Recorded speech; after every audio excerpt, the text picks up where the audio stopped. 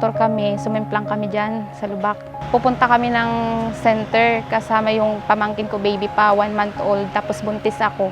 Ako po si Maria Jessica Lucinicio, 30 years old. 25 years sa Ligayang Pinabacdao, Samar.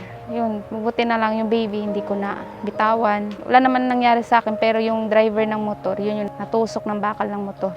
Tapos yung kasama ko pang isa, pinsan ko, tumalsik. 2023, December. As in, lubak talaga. Yung pinsan ko, tas yung kapatid ko, dyan. Lubak din kasi dyan. Madaling araw. Nakamotor din sila. Dito sila tumalsik. Galing doon sa gitna, pumunta dito sa gilid. Kasi na time BHW kasi ako, kaya ako yung tinatawag pag may iko-contact doon sa center. Para sa akin kasi, mas maganda talaga siya kasi tuloy-tuloy na yung biyahe namin. Masaya. Masaya. Nagagalak kasi yun nga hindi namin expect na maayos. Kaya masaya kami na naayos yung kalsada. Maraming salamat. Kasi kahit ngayon, di ba, nung naayos na yung kalsada, hindi na kami nakaano na may sumemblang, ganun. Ibang-iba talaga. Sa dami-dami ng pwedeng unahin na ayusin, yung Ligayon po talaga yung napili. Ayusin agad.